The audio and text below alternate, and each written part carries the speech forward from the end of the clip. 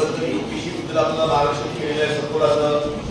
या कार्यक्रमाला उपस्थित असलेले स्वतः परिषदेचे संयोजक माननीय सर, मंचावर उपस्थित असलेले संग्राम पाटील सर, चंपुडे सर, समोर बसलेले बाकीवाड सर, गाव सर, बाहेर उभारलेले हकी सर, गुरडे सर, मधुरार सर, पुरे आणि मित्रांनो, तुम्ही खूप वेळा सांगितलं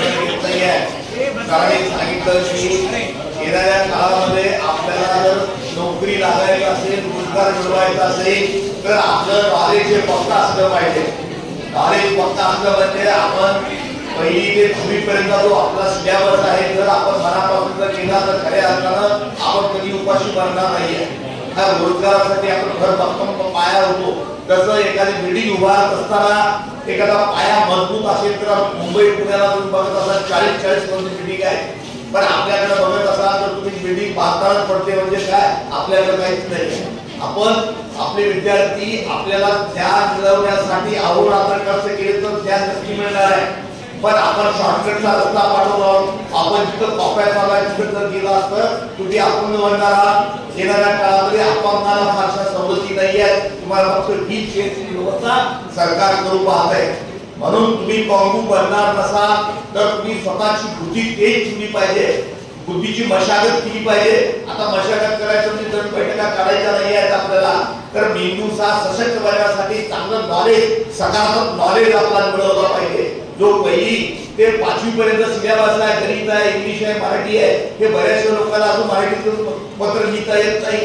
आज लिहिता येत नाही, मी पाहतोय अर्जावर आपली सहीच नाही आहे, दुसऱ्याचा अर्ज दुसऱ्याला लिहिलेसर म्हणतात, म्हणजे आपल्याला अर्ज लिहिता येत तर पुढे काय करणार आपण, हा प्रश्न आहे। इंग्लिश मधून आपलं स्पेलिंग नावाचं स्पेलिंग चुकतंय, परीक्षेमध्ये आपलं नाव घेतोय, दुसऱ्याचं आपण नाव लिहितो, इथून आपली तयारी आहे। मग आपण या स्पर्धा परीक्षेकडे मी एमपीसी यूपीसी म्हणत नाही सर, हे विद्यार्थी आहेत माझे 11वी 12वी आणि फर्स्ट इयर सेकंड आणि थर्ड इयरला गेल्यानंतर हे महाराष्ट्र लोकसेवा आयोगाची परीक्षा ही तयार झाली पाहिजे, म्हणून यांची या तयारी सुरू आहे।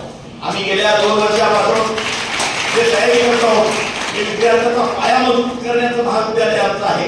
या भागातला जो विद्यार्थी आहे तो विद्यार्थी आपल्या पायावर उभारला पाहिजे, कुबड्यावर उभारला कामा नये।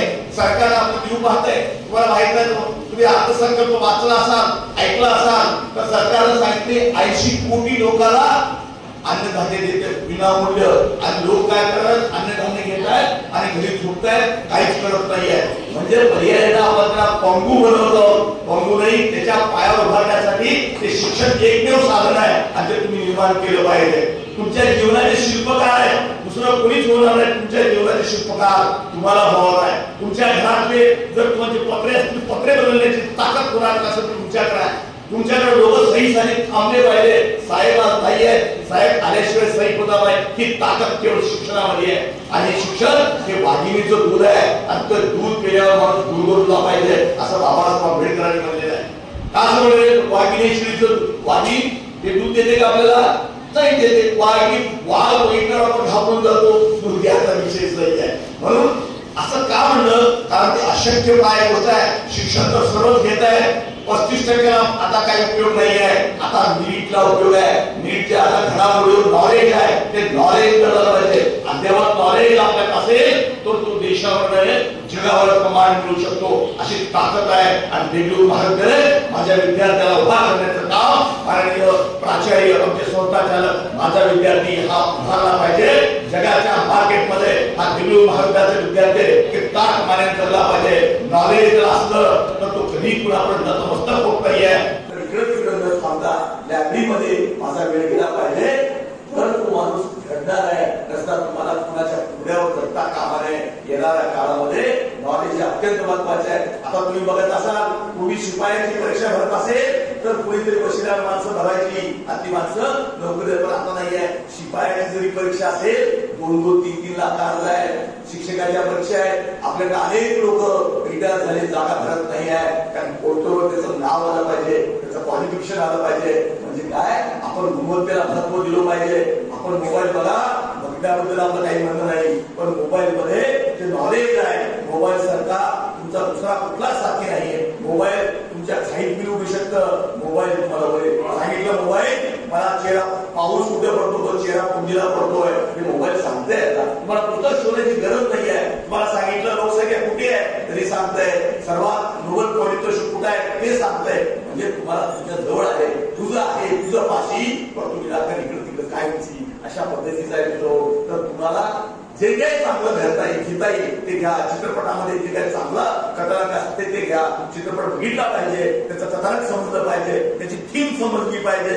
ही जर आपण कळू लागलं आपल्याला तर नक्कीच आपण यश संपादन करू. 11वी 12वी हा बेसमेंट आहे. जो पूर्वी आपल्याला इंग्लिश कितीला होतं, 5वीला होतं. सरकारनं पहिलीला आणलं का गरज भासू लागली. इंग्लिश मिडियमचा विद्यार्थी तो प्रॉम्प्ट राहू लागला.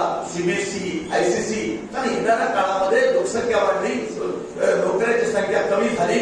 त्यामुळे आपल्याला स्पर्धा वाढली आहे. म्हणून आमचं स्पर्धा परीक्षा केंद्र हे दिल्ली महाविद्यालय चांगल्या पद्धतीनं नुसतं आम्ही शिकवतच नाहीये सर, तर त्याच्या परीक्षा घेऊन विद्यार्थ्याला उत्तेजन कसं देता येईल, विद्यार्थ्याला प्रोत्साहन कसं देता येईल याचा आमचा प्रयत्न आहे. आम्ही तुम्हाला पाण्यापासून घेऊन जाऊ शकतो. पाणी पिणं तुमचं काम आहे. पित नसेल तर बोलत जा असं मी म्हणणार आहोत. जे चांगलं आहे ते चांगलं घ्या, वाईट आहे ते सोडून द्या आणि महाविद्यालयामध्ये आपल्या व्यक्तिमत्वाला एक पहिलं पडू द्या.